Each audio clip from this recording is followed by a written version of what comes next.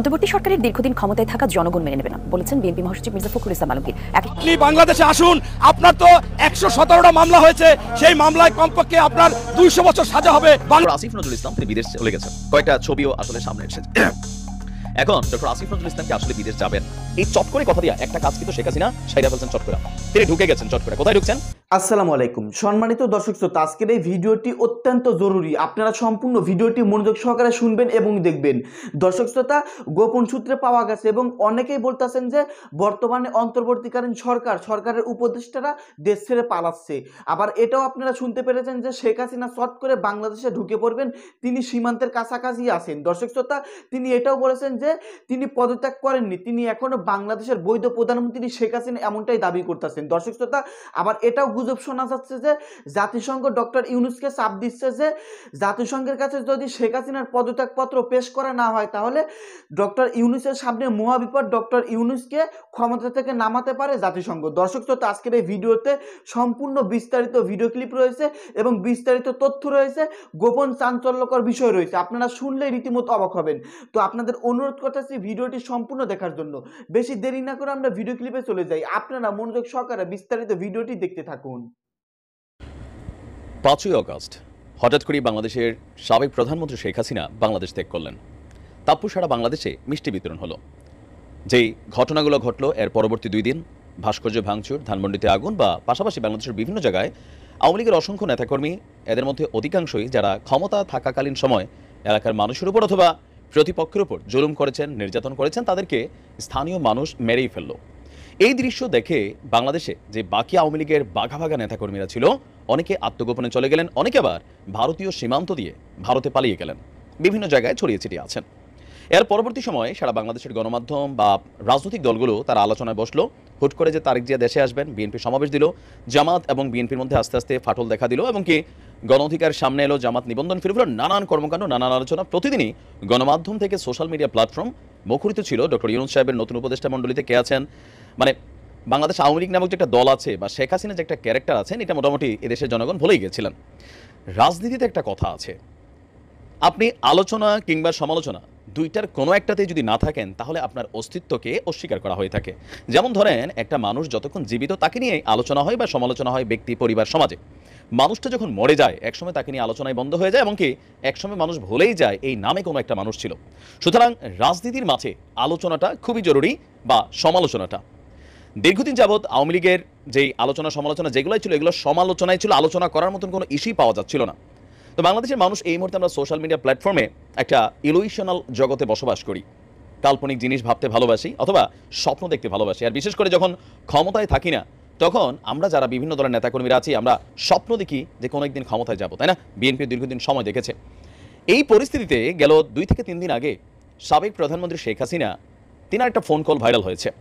তো নানান বিশ্লেষকরা বলছেন যে এই ফোন কলটা শেখ হাসিনা নিজেই রেকর্ড করে আওয়ামী লীগের একজন নাম পরিচয়বিহীন, কুখ্যাত বা বিখ্যাত যাই হোক একজন নেতার সাথে তিনি কথা বলেছেন, আর সেই ফোন কলটা বাংলাদেশে চলে এসেছে। গণমাধ্যম থেকে সোশ্যাল মিডিয়া প্ল্যাটফর্ম সব জায়গায় চর্চা ছিল যে শেখ হাসিনা দেশে চট করে ঢুকে যাবেন। কেউ কেউ বলছিলেন চট করে আসলে ফাঁদ পেতে রাখছি, জেলে যাবেন, কেউ কেউ নানান সমালোচনা করছেন। কিন্তু এই চট করে কথা দিয়া একটা কাজ কিন্তু শেখ হাসিনা সাইরা ফেলছেন চট করে। তিনি ঢুকে গেছেন চট করে। কোথায় ঢুকছেন? বাংলাদেশে তিনি ঢুকেন নাই। তবে এদেশের মানুষের মনোমস্তিষ্কে আবার শেখ হাসিনাকে নিয়ে সামান্য ভয় তৈরি হচ্ছে। কেউ কেউ বিষয়টাকে সিরিয়াস নিচ্ছেন, কেউ কেউ বিষয়টাকে নিয়ে ট্রল করছেন। তবে আওয়ামী লীগের যে নেতাকর্মীরা ছিলেন আত্মগোপনে বা সোশ্যাল মিডিয়া প্ল্যাটফর্মে, তারা নেত্রীর এই পলায়নের পর আর কোনো বক্তব্য দেওয়ার সুযোগ পাচ্ছিলেন না বা বিষয় নিয়ে কথা বলার সাহস পাচ্ছিলেন না। তাদের মধ্যে কিন্তু চট করেই শেখ হাসিনা ঢুকে গেছেন। মন মস্তিষ্কে নেত্রীর এই চট করে ঢুকার একটা সাহস তৈরি করছে। ইভেন আওয়ামী লীগের অসংখ্য নেতাকর্মী তারা কিন্তু এটা বিশ্বাস করেন যে কোনো সময় সীমান্ত দিয়া চট করে শেখ হাসিনা ঢুকে গেলেও যেতে পারে।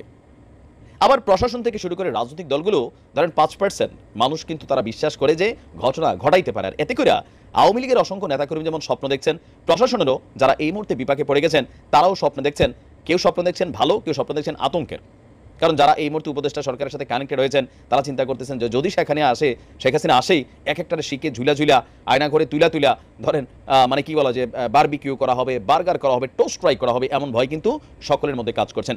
আসলে শেখ হাসিনা চট করে সীমান্ত দিয়ে ঢুকবেন কিনা যদি আমাকে বি অনেস্টলি জিজ্ঞেস করেন, আমার কাছে এটা 50-50 মনে হয়। কেন মনে হয়? তিনি ডিফারেন্ট একটা ক্যারেক্টার, প্রচণ্ড রাগী, সাহসী, জেদি, ইভেন যে কোনো কঠিন সিচুয়েশনকে চাপ সহ্য করতে পারেন। তিনি যেভাবে নির্বাচনগুলো দিচ্ছেন আমেরিকার এই প্রত্যক্ষ বক্তব্যের পরেও এটা একটা সাহস, তেনার সাহস আছে এটা সকলেই জানেন, তিনি দুঃসাহসী। আয়রন লেডি হিসাবে তাকে আন্তর্জাতিক গণমাধ্যমগুলো অভিহিত করছে, সেক্ষেত্রে 50-50। তবে সশরীরে দেশে তিনি কবে প্রবেশ করবেন সেটা জরুরি না। মৃতপ্রায় আওয়ামী লীগের নেতাকর্মীদেরকে তিনি তাদের মস্তিষ্কে ঢুকেছেন, তাদেরকে জীবিত করেছেন, হতাশা থেকে কিছুটা আশার মধ্যে আনছেন। আওয়ামী লীগের নেতাকর্মীরা অপেক্ষা করবে, এমনকি মনোবল হারাবে না। পাশাপাশি গণমাধ্যমগুলোতেও তাকে নিয়ে আলোচনা শুরু হয়েছে। মানুষের মনোমস্তিষ্কে তিনি আবারও জেকে বসেছেন। তবে এইবারের জেকে বসাটা টোটালি অপরাধী হিসাবে না, অ্যাজ এ কি বলা যে আবার তিনি আসবেন, এই যে একটা আলাদা ফোর্স, এটা তিনি এই দেশের মানুষের নফসের মধ্যে ঢুকাইতে তিনি সক্ষম হয়েছেন, মানে চট করে তিনি ঢুকে গেছেন। এখন প্রকৃতপক্ষে তিনি আদৌ ঢুকবেন কিনা বা ঢুকার সুযোগ আছে কিনা, এখানে নানান ইস্যু আছে, এখন সেটা সময় বলে দিবে। তবে শেখ হাসিনার যে রাজনৈতিক কৌশল, এই কৌশল বি প্র্যাকটিক্যাল বা বি অনেস্টলি আমাদের বাংলাদেশে যে চলমান রাজনৈতিক দলগুলো আছে তাদের, মানে শেখ হাসিনার সামনে তাদের রাজনীতি, মানে আমার কাছে মনে হয় আর কি 130 বা 40 হতে পারে।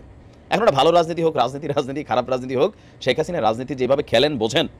আবার দেখেন ভারতীয় মিডিয়ার মাধ্যমে আমরা খবর পেলাম যে তিনি যেখানে আছেন গৃহবন্দী, বাড়ির পাশের সুপার শপটাতে যাইতে পারেন না, তার ছেলে মেয়ের সাথেও তিনি যোগাযোগ করতে পারেন না, কথাবার্তা বলতে পারেন না, কিন্তু একের পর এক তিনার ফোন কল ভাইরাল হচ্ছে। দ্যাট মিনস তিনি কথা বলছেন, সব কিছু ঠিক আছে। তো সব কিছু মিলে একটা রহস্যময় অবস্থানে কিন্তু তিনার অবস্থান দিল্লি না গাজিয়াবাদ নাকি সীমান্তের আসলেই কোনো রাজ্যে তিনি এই মুহূর্তে অপেক্ষা করছেন, সেটাও একটা প্রশ্নবোধক চিহ্ন। প্রায় 1 মাস 7 দিন 8 দিন হয়ে গেছে আমাদের অন্তর্বর্তীকালীন সরকার। আর এই সরকারের খুবই গুরুত্বপূর্ণ একটা সেক্টর যিনি দেখছেন, বাংলাদেশের অন্যতম একজন জনপ্রিয় মানুষ, প্রতিবাদী মানুষ, যে নামে ডাকি ডক্টর আসিফ নজরুল ইসলাম স্যারের বিশেষণ আসলে বলে শেষ করা যাবে না। কিন্তু মাত্র 38 দিন আগেও যে মানুষটাকে ঘিরে নানান আশা, স্বপ্ন, কল্পনা, জল্পনা, বা একদম ঘরের মানুষ, আপন মায়ের পেটের ভাই, সন্তান সমতুল্য পিতা, এই ফিলিংসটা ছিল রাজনৈতিক দলগুলোর, আওয়ামী বিরোধী শক্তিগুলোর। তাদের অনেকের কাছে আজকে ডক্টর আসিফ নজরুল ইসলাম একজন ট্রেইটর, মানে একজন গাদ্দার, অথবা যিনি উপদেষ্টা চেয়ারে বসেছেন কিন্তু পেছনে আপনি বঙ্গবন্ধু ছবি রাখছেন, বা ধরেন তাকে নিয়ে ডিম ছোড়া উচিত, অথবা তার শাস্তি হওয়া উচিত, অথবা তাকে দেখলে এক ধরনের ইফটিজিং করা উচিত, ঠিক এইরকম বক্তব্য প্রকাশ্যে দিচ্ছেন অনেক বড় বড় কন্টেন্ট ক্রিয়েটাররা। তো এই সকল কিছুতে অনেকটা মন খারাপ ডক্টর আসিফ নজরুল ইসলামের। এর মাঝখানে আজকে খবর এলো, আজকের দিনের খুব ভাইরাল দুইটা খবর। একটা হচ্ছে যে শেখ হাসিনার পদত্যাগপত্র যেটা আসলে ইতিমধ্যে গণমাধ্যম প্রকাশ করেছে, দেখেছেন যে এটা আসলে সঠিক না। আর পাশাপাশি ডক্টর আসিফ নজরুল ইসলাম তিনি বিদেশ চলে গেছেন, কয়েকটা ছবিও আসলে সামনে এসেছে। এখন ডক্টর আসিফ নজরুল ইসলামকে আসলে বিদেশ যাবেন বা ওই প্রেক্ষাপটটা তৈরি হলে তিনি কি করবেন, এরকম চিন্তাভাবনা যারা করছেন, আমি প্রথমত বলি ডক্টর আসিফ নজরুল ইসলাম কখনোই বাংলাদেশের বিদেশ যাবেন না। প্রধান একটা যেই খারাপ সময়, সেটা কিন্তু আওয়ামী লীগের সময় ছিল। ছাত্রলীগ কর্তৃক তিনি নিগৃহীত হয়েছেন, নির্যাতিত হয়েছেন, মানে ফিজিক্যালি অনেক ধরনের ঝামেলা তিনি ফেস করছেন, তারপর তিনি বাংলাদেশ ছেড়ে যান নাই। তিনি চাইলে পৃথিবীর যে কোনো দেশে তার জন্য সিটিজেন বলা মাত্রই তিনি পেয়ে যাবেন, তার সেই কোয়ালিটি আছে, তারপরে তিনি দেশকে সার্ভ করতে চান। কিন্তু ওই যে চেয়ারে বসা আর বাহিরে কথা বলা দুই জিনিস, এখানে কিছু তো মৌলিক পার্থক্য আছে। তো এরকম নানান ব্যর্থতা হয়তো বা ওনার আছে, যেহেতু সংস্কারের সময়টা লম্বা সময় যাবে। তো এরকম নানান সমালোচনাতে তিনি অনেকটা ক্লান্ত অথবা সামহাও ডিস্টারবেন্স আছেন, কিন্তু বিদেশ যাবেন এটা আসলে সত্যি না। তো অবশেষে তার এই বিদেশ গমনের যেই গুজবটা ছড়িয়ে পড়েছিল সেটা সম্পর্কে মিডিয়াতে মুখ খুলেছেন তিনি বলছেন যে আমি বিভিন্নভাবে জানতে পারলাম যে আমি বিদেশ চলে গেছি, তো আমি বিদেশ যাইনি, আমি দেশে আছি। আর বেসিক্যালি যেই ঝামেলাটা পাকাইছে যে দীর্ঘদিন যাবত ডক্টর আসিফ নজরুল ইসলামকে মিডিয়াতে দেখা যাচ্ছে না। এখন তাকে কেন মিডিয়াতে দেখা যাচ্ছে না, তিনি আপনার বলছেন যে কেউ আজগুবি কথা বলছেন, আমি বিদেশ চলে যাচ্ছি এমন কোনো পরিকল্পনা চিন্তা আমার মাথায় নেই। আমি মনে করি এই ধরনের তথ্য, গুজব, গুঞ্জন বা আজগুবি তথ্য যারা ছড়াচ্ছেন তারা ছাত্র আন্দোলনের মাধ্যমে যে প্রত্যাশা তৈরি হয়েছে সেই প্রত্যাশা থেকে বিতর্কিত করার জন্য অসৎ উদ্দেশ্যেই এই কাজটা করেছেন। আর তার বক্তব্য, তবে এটা ঠিক আমি মিডিয়াতে কম আসছি কারণ আমার অনেক কাজের যদি অগ্রগতি হয় সেটা আমি জানাবো। অহেতুক মিডিয়ার সামনে এসে খামাখা কথা বলার দরকার নেই, এখন কাজ করতে হবে, আর সেই কাজ করার জন্যই তো আমার এই কি বলে উপদেষ্টা চেয়ারে বসা। প্রবাসী কল্যাণ মন্ত্রণালয় এবং আইন মন্ত্রণালয় দুই ক্ষেত্রেই অগ্রগতি হচ্ছে, একটু ধীরে, অল্প কিছুদিনের মধ্যেই আমি আপনাদেরকে তা জানাবো। যারা গুজব রটাচ্ছেন মিনিমাম অনুসন্ধান করবেন, তারপর এগুলো প্রচার করবেন। আর আমিও এটা মনে করি, আবার এটাও তিনি বলেছেন যে ভুল হলে বলবেন, তবে অবিশ্বাস্য অকল্পনীয় তথ্য দেওয়ার কোনো মানে হয় না, চরিত্র হরণও ঘটে, আর এই ধরনের বিষয়গুলোর আশা করি অবসান ঘটবে। এখন নর্মালি হয় কি যে ধরেন ডক্টর আসিফ নজরুল ইসলাম বা এই অন্তর্বর্তীকালীন উপদেষ্টা সরকারে যারাই বসেছেন, এখানে অনেকেই আমি নিজেও চিনি না তাদেরকে, বাট যাদের প্রতি মানুষের এক্সপেকটেশন আছে আসিফ নজরুল ইসলাম স্যার তাদের মধ্যে অন্যতম, এমনকি তিনি খুব গুরুত্বপূর্ণ সেক্টরগুলোতে দায়িত্ব পালন করছেন। তো চেয়ারে বসার পরে খুবই অল্প একটা সময় ছিল, বা যে সময়কালটা তিনি বলছেন এটা পর্যাপ্ত না। ইতিমধ্যে তাকে নিয়ে যে সমালোচনা তৈরি হচ্ছে, অলরেডি বিএনপি পন্থী যারা আছেন সবাই তাকে শত্রুই ভাবছেন যে এখন সে আওয়ামী লীগের দালাল হয়ে গেছে, কারণ তার পিছনে একটা বঙ্গবন্ধুর ছবি আছে। এরকম নানান কারণে এই কথাগুলো তো হয় কি যে একটা মানুষ তিনি দীর্ঘদিন যাবৎ তিনি কোনো দলের না, সোজা হিসাব। আসিফ নজরুল্লাহ কখনো কোনো দলের হয় না, বাট পাবলিক ভাই মানে আমার দলের। কারণ কি, যখন আপনি যেই কথাটা বলতে পারতেছেন না তখন উনি ওই কথাটা বলতেছে, এই কারণে তখন মনে হয় তিনি আমার দলের। তারা হচ্ছে বাংলাদেশের সম্পদ। রাষ্ট্র ক্ষমতা যেই থাকুক, যারা অন্যায় করে, দুর্নীতি করে, লুটপাট করে, অথবা বিপরীত দলগুলো তাদের হাতে নির্যাতিত হয়, নিগৃহীত হয়, তারা তাদের পক্ষে কথা বলে। এখন এত বছর বিএনপির পক্ষে গেছে, সামনেটা আওয়ামী লীগের পক্ষে আসতে পারে। এখন আপনি যদি ভাই বানেন যে এই দেখছো আসিফ নজরুল দালাল, তারা ডিম মারা উচিত, তো ছাত্রলীগ আর অন্যায় কি করছে, ওনার অফিসে তালা লাগাই দিছে, ওনাকে গালাগালি করছে, নানান ধরনের বক্তব্য দিচ্ছে, তো পার্থক্যটা কোথায়? এই দৃষ্টিভঙ্গি থেকে বের হয়ে আসতে হবে। তারা দেশের জন্য কাজ করছে। আপনার পক্ষে গেলে আমিও আপনার কাছে খুব ভালো ভাই, আগায় জানিয়ে নিয়েছেন, আর একটু বিপরীতে, আপনার বিপরীতে গেলেই আপনার কাছে মনে হয় আমিও দালাল সালা মারি, সালাকে কেলিয়ে দে। তো আপনার আর ছাত্রলীগ যুবলীগ তারা ক্ষমতায় ছিল, তারা কিলাইছে, আপনি এখন অনলাইনে কিলাচ্ছেন, কেউ আসিফ নজরুলকে গালাগালি করতেছেন, তো পার্থক্য কি ভাই? এই কারণে বাংলাদেশের মানুষ বলে বিএনপি আওয়ামী লীগ মুদ্রার এই পিঠ আর ওই পিঠ, এগুলো আপনি কমেন্টের দিকে তাকাইলে বুঝবেন। তবে এই ক্ষেত্রে জামাত টেকনিক্যাল অবস্থানে আছে। আপনি বাংলাদেশে আসুন, আপনার তো 117টা মামলা হয়েছে, সেই মামলায় কমপক্ষে আপনার 200 বছর সাজা হবে। বাংলাদেশের মানুষ তো আপনাকে চায়। এই নাটক বাদ দেন, আপনি কোন সময় আসবেন? আপনি সসম্মানে আসতে পারবেন। আপনি শুধু বলেন যে আমি বাংলাদেশে আসতে চাই, আপনাকে বাংলাদেশের সেনাবাহিনী, বাংলাদেশের পুলিশ, বাংলাদেশের র্যাব তারা সযত্নে নিয়ে আসবে, হ্যান্ডকাপটা পরাইয়া, এবং আপনাকে জেলে প্রেরণ করবে। এবং এই বাংলার মাটিতে বাংলাদেশের মানুষ যে আশা ভরসা করে বসে আছে, আপনার বিচার চায়, আপনার ফাঁসি চায়, সেখানে সাধারণ ফাঁসি হবে 100 বার আপনার, এবং আপনার জেল হবে 200-300 বছর। ফোনাল আপনার বাংলাদেশের মাটিতে বাংলাদেশের মানুষ আপনাকে আনবে, আজকে হোক কালকে হোক আনবে, আপনার আসতেও হবে। জানতে চেয়েছেন বাংলাদেশের সবচেয়ে নিকৃষ্ট, সবচেয়ে মিথ্যুক, বিশ্ব বেহায়া, নির্লজ্জ, যিনি সবচেয়ে মানুষকে গুম করেছে, খুন করেছে, মামলা দিয়েছে, এবং বাংলাদেশে যার সময়, যার নেতৃত্বে সবচেয়ে লুট এবং দুর্নীতিবাজ হয়েছে এবং বিদেশে অর্থ পাচার হয়েছে, সেই খুনি শেখ হাসিনা সম্পর্কে জানতে চেয়েছেন যে তিনি একটা ফোন আলাপ ফাঁস হয়েছে তার। এবং অবাক লাগে যে যেখানে বাংলাদেশের প্রত্যেকটা মানুষ তাকে বাংলাদেশে এনে বিচার করতে চায়, সে বলেছে যে আমি তো বর্ডারেই আছি, আমি টুপ করে সুযোগ মূল্যে বাংলাদেশে চলে আসব। এত বেহায়া, এত নির্লজ্জ, এত ক্ষমতালোভী মানুষ পৃথিবীতে কোথাও মনে হয় নেই। আপনারা আগে দেখেছিলেন, এক সময় উনি বলেছিল যে আমি আমার গণভবন ছেড়ে যাবো কই, মানে ওনার জায়গায় নাই। অথচ ওনার ছেলে ওই সময় ওই 15 সালে 13টা বাড়ি করেছে আমেরিকায় অবৈধভাবে টাকা নিয়ে বাংলাদেশ থেকে। এরপরে মনে করেন অন্য অন্য জায়গায় বাড়ি মনে হয় 100 বাড়ি হবে। তার স্বামীর বাড়ি আছে, তার বাবার যে একটা দেওয়া সুদা সদন আছে, এরকম অনেকের সর্বত্র আছে, কিন্তু উনি হচ্ছে লুবি। আমি আপনাদের মাধ্যমে এই ফ্যাসিস্ট খুনি শেখ হাসিনাকে বলতে চাই, আপনি বাংলাদেশে আসুন, আপনার তো 117টা মামলা হয়েছে, সেই মামলায় কমপক্ষে আপনার 200 বছর সাজা হবে। আপনি বাংলাদেশে যে গণহত্যা করেছিলেন, একটি গণহত্যা করেছিলেন সেই শাপলা চত্বরে, সেই জন্য আপনার ফাঁসি হবে। আপনি একটা গণহত্যা করেছিলেন, বিডিআর গণহত্যা, সেখানে আপনার ফাঁসি হবে। এবং সর্বশেষ ছাত্র জনতাকে গণহত্যা করেছেন, তাতে আপনার একাধিকবার ফাঁসি হবে। বাংলাদেশের মানুষ তো আপনাকে চায়। এই নাটক বাদ দেন, আপনি কোন সময় আসবেন?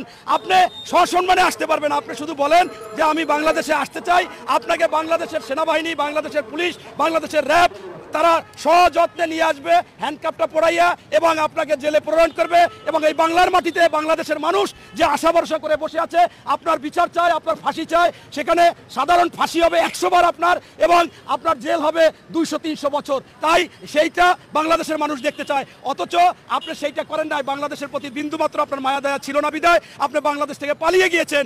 এবং আপনার নেতারা বলেছে যে বুবু কি করলো, শেষ পর্যন্ত আমাদের রাইকা পালাইয়া গেল।